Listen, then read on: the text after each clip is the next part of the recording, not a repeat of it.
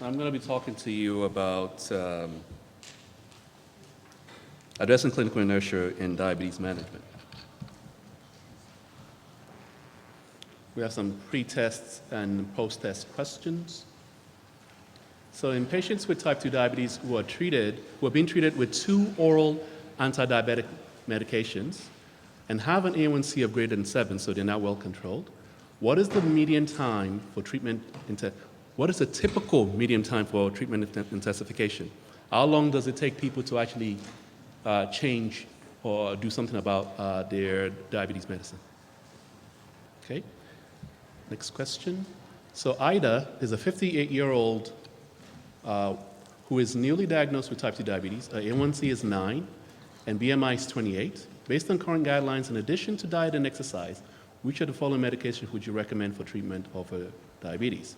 Metformin, a DPP-4 inhibitor daily, a GLP-1 receptor agonist daily, basal insulin 10 units at bedtime, a SGLT2 inhibitor daily, metformin plus another agent, or what we call combination therapy. Okay, let's move on to the actual talk. So my objectives are to define clinical inertia in the management of type 2 diabetes,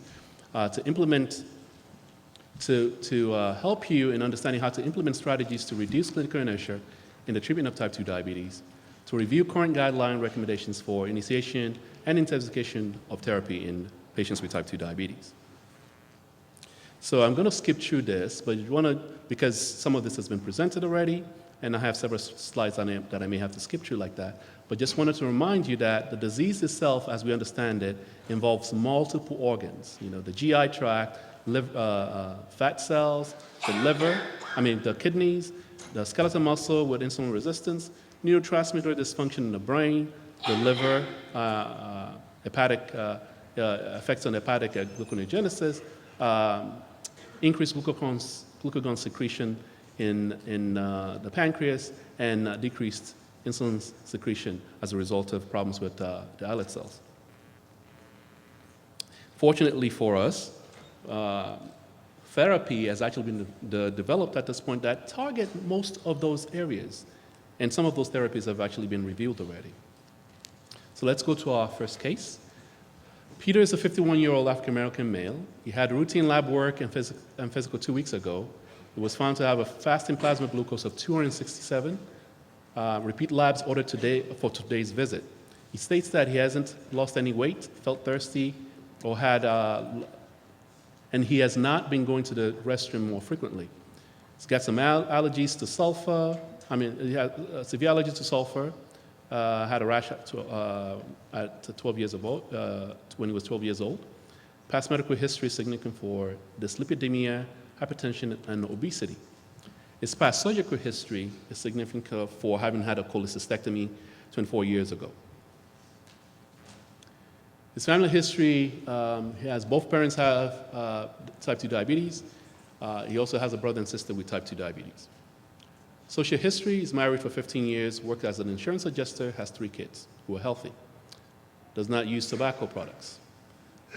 Drinks modestly.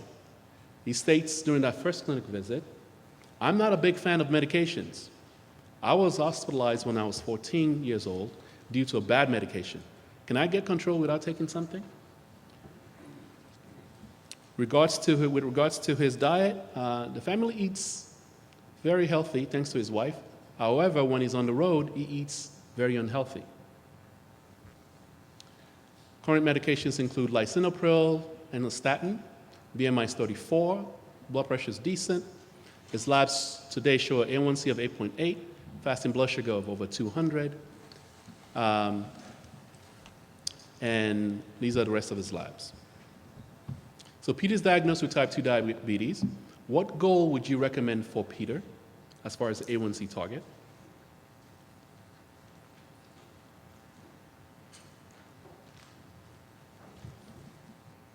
Excellent. I think most of us, based on the presentations that have been given already, know that endocrine society recommendations will be ADA recommendations will suggest that you should shoot for A1C of less than 7. ACE recommendations are a little more aggressive and says you should shoot for A1C of less than 6.5. There is some disagreement with ACP on their recommendation that it should be between 7 and 8. So Peter met with a dietitian and is scheduled for diabetes education classes. You set an A1C for less than 7 for him. Which of the following choices would you recommend for treatment of his diabetes? None. See him in 2 weeks with glucose diary. Start metformin 500 milligrams BID with meals and titrate to 1,000 milligrams BID. Metformin plus SGLT2 inhibitor combination BID. Metformin and a DPP4 inhibitor combination BID. Metformin and 500 milligrams BID, and start basal insulin at 10 units before bedtime. Excellent.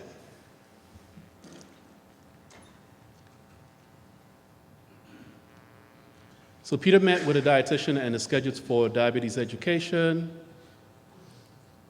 classes. You said an A1C go, well, it looks like we've done this already, sorry. So the key points to be made here is, how do you make a decision of starting therapy? And some of that has been already presented. Keep in mind what the A1C of the patient is at presentation, okay? If the A1C is less than 7, then monotherapy is actually, is less than, I can't see the board. If the A1C is less than 9, yes, that's a cutoff, then monotherapy is appropriate. However, if the A1C is 9 or higher, then the recommendation is that you actually use combination therapy. And I'm not going to go into further details as far as which agent you add as the second agent, because that's actually been addressed fairly well from the earlier presentations. The key thing that I wanted to emphasize here is keeping in mind this treatment, the decision-making tree, where if the A1C at presentation is 9 or higher, you really need to be given more than one medication at the start. If the A1C is less than 9, then it's reasonable to start with just metformin. And if the A1C is higher than, it's up to 9 or higher, and the patient has symptoms, polyuria, polydipsia, you should actually be looking at using insulin at that point. ACE has similar, those were the guidelines from ADA. The only difference really with ACE is that they actually recommend that rather than ADA recommendation that says start with metformin and add others, ACE would recommend that you pick any one of these agents to start with. But the issue of using combination therapy is still emphasized in there, and they actually set a lower threshold. They said if the A1C is greater than 7.5, then you should be thinking about using dual therapy. So quickly to go over that again, ADA recommendation is if A1C is less than 9, you use monotherapy. If it's equal to 9 or greater, you use dual therapy. ACE is a little more aggressive. It said if A1C is greater than 7.5, you start with dual therapy. The other key issue there is that both organizations recommend is reevaluate the patient in 3 months. If the A1C is still not at goal, then you need to intensify therapy. And ACE here recommends that if the A1C is greater than 9 and no symptoms, dual or triple therapy is appropriate. But if you have symptoms, then you have to start insulin. So you discussed the treatment options with Peter and decided to start him on metformin, 500 milligrams BID, and titrate to 1,000 milligrams BID. At 3 months checkup, his A1C has actually gotten better. It's now 7.5. You discussed with him about possibly adding another medication because he's not a go, and this is his 3-month follow-up.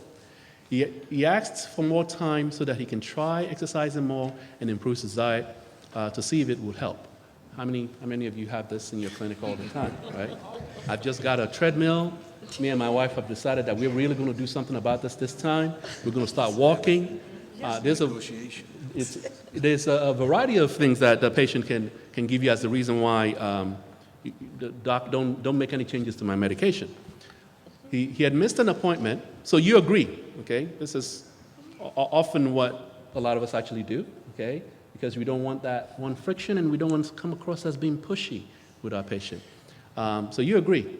He missed an appointment and returns for follow-up now 9 months later, okay? Later, and his A1C, of course, is now a little worse. It's 8.1. He's reluctant to start another medication, so a decision was made for him to continue current therapy. Okay. He returns 6 months later for another checkup, and his A1C is 8.7. The point that I'm trying to make here is that this is a classic example of clinical inertia. When we have the opportunity, when a patient actually is, the glycemic control is not a goal, the appropriate thing to do at the time of follow-up evaluation is to escalate the therapy, is to intervene. Patients will tell you, give you a variety of reasons why that should not be done, but there's a price to be paid for that. In this particular case, you can see that all of a sudden it's a year and a half. You know, all it takes is you miss one clinic visit, something happens, and next thing you know, you're looking at your chart, you're like, wow, I haven't seen you in a year and a half, what happened? Okay. So this is just to point out that this is actually a real-world treatment. It's common in real world, as you would also, as I can think everybody can imagine their own clinical practice. And this was actually a study that in the UK that looked at 81,000 patients that were being treated for type 2 diabetes.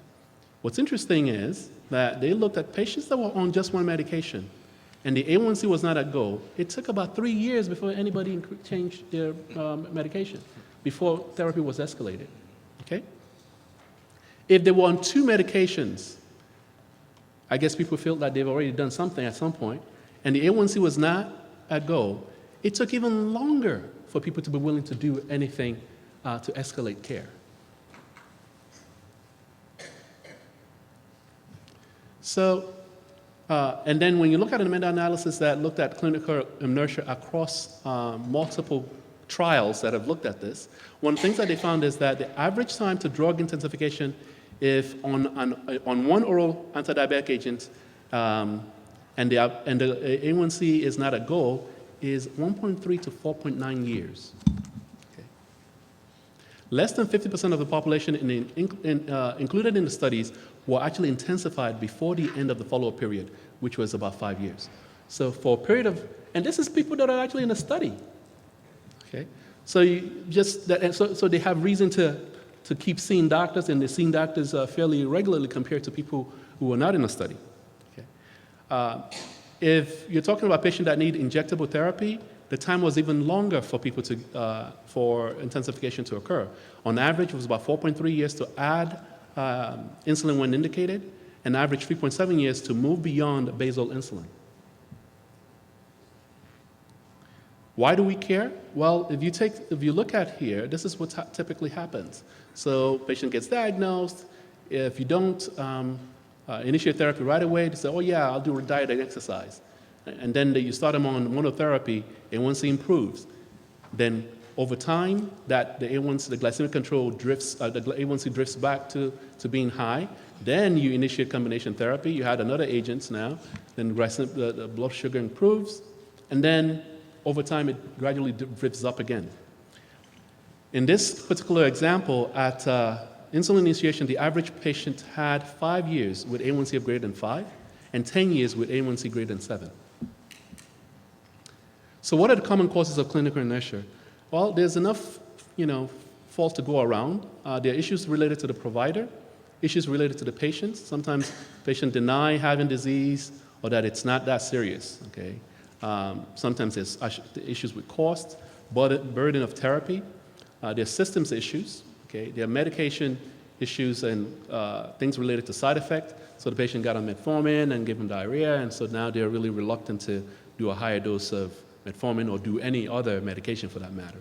And in the case of Peter, our patient, he had a rash when he was a child from taking medication. So now taking any medication is like it's a bad thing as far as he's concerned. But the one that I really think it's really critical, I think they're all very important that we address, but because this is a room full of physicians, one of the critical things that we can do is to focus on what are the provider issues related to clinical inertia. Okay? Sometimes we overestimate how good the care we're providing is. Sometimes people cite that feel that they're really adhering to guidelines when they are not. Sometimes people cite soft reasons to avoid intensifications, things like, patients actually doing really well, or there's some recent clinical guidelines that like Accord that showed that people actually had hypoglycemia, and therefore I'm just not going to do anything because I don't want this patient to have hypoglycemia. It's really important that we understand the difference between not intensifying therapy, which has a price to pay in terms of which the patient has a price to pay for that, versus intensifying therapy in a manner that's unsafe and can result in hypoglycemia. Part of the reason why we do these sort of lectures is so that primary care physicians and internists can get comfortable with intensifying care in a manner that is safe. You can increase the doses of medications, be comfortable picking the right medications that can achieve your goal in that particular patient without necessarily giving them hypoglycemia.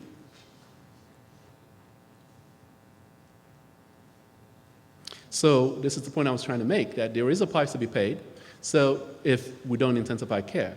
So this is an example, looking at the UK practice research data link. They looked at over 100,000 patients diagnosed with type 2 diabetes from 1990 to 2012. Mean A1C was 8.1 at diagnosis, 11% had history of cardiovascular disease, 7.1% experienced at least one cardiovascular event during the 5.3 years of median follow-up. A 1-year delay in receiving intensified therapy was associated with significant increase of MI by 67%, stroke by 51%, heart failure by 64%, and composite cardiovascular endpoints by 62%. I would say that this is a period of time when we were not as aggressive with statin therapy and blood pressure control, so this might be exaggerated. However, the reality still remains that if it doesn't appear that simply having everybody on statin and good blood pressure control would have resulted in no increase in cardiovascular outcome in this patient population. So it's really important to keep in mind that there is a price to pay if we don't intensify therapy when we should.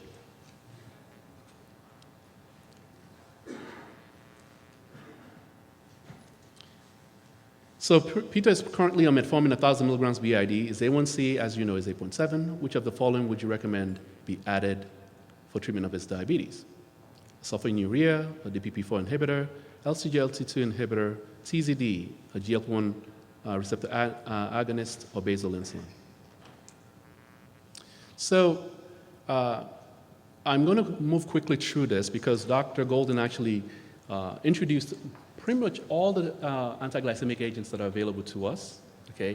But the key things to remember is that sulfonylureas, advantages, high efficacy.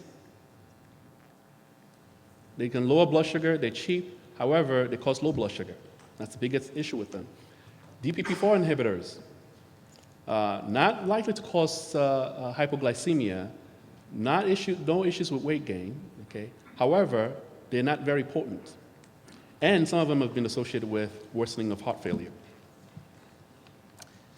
The SGLT2 inhibitors, we've talked about quite a bit. We all know that they have proven cardiovascular, heart failure, and renal benefits. The downside is GU infections, and they're contraindicated. Some of them are contraindicated in renal dysfunction. There's been issues related to amputation and bone fractures in a particular one of them. TZDs, high efficacy, no hypoglycemia risk. However, and they're low cost. The biggest issue with disadvantage with PCDs is this issue with weight gain and exacerbation of heart failure. GLP-1 receptor agonists, again, proven cardiovascular benefit. Disadvantages include you have to use you have to start using injections because that's how most of them are available. And not recommended in patients with GFR less than 30. Insulin, we all know that insulin is very potent, high efficacy. However, the big issues with insulin is weight gain and risk of hypoglycemia. And again, keep in mind, as it's been pointed out, if you leave here with only a few things this session, keep in mind that it's now important that when you're evaluating the patient that has diabetes and you're making decisions about choices of agents to use for controlling blood sugar, that you need to know whether the patient has cardiovascular disease or not, because that would then guide which agents should you prioritize first. So factors to consider while choosing early combination therapy are as follows. Will clinical inertia be reduced? Is it pathophysiologically sound, and is there a complementary mechanism of action? Will patients be unlikely to get to goal with monotherapy, as it's been really emphasized? Will there be a possible delay in deterioration of glycemic control? Are the costs appropriate? Is there a cost advantage to the patient? Is the risk to benefit ratio acceptable? Will it improve unmet clinical needs such as weight gain, hypoglycemia, CVD, and/or renal outcomes? Would adherence/compliance be improved in the choices in the one that you choose as a result of what you chose? So again, last slide. Key takeaways are as follows. Clinical inertia is common in patients with type 2 diabetes.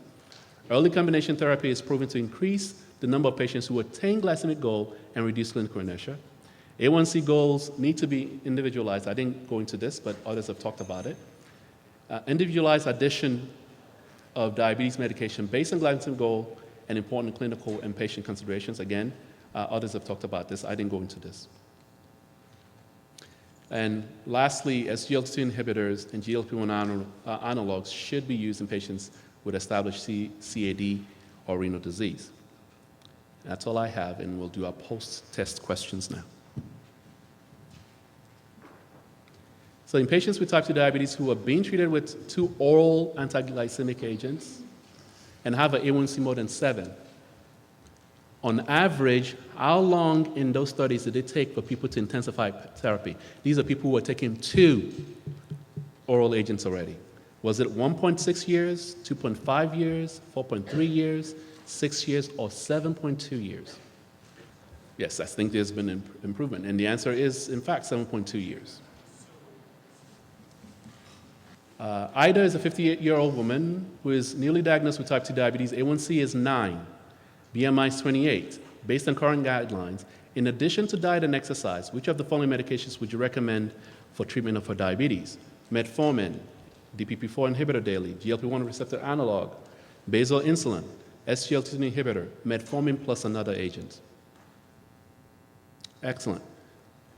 I think we all know A1C of 9 is what? All these are single therapy, so any one of these plus something else might have been an option too. The key thing there is using combination therapy. Thank you.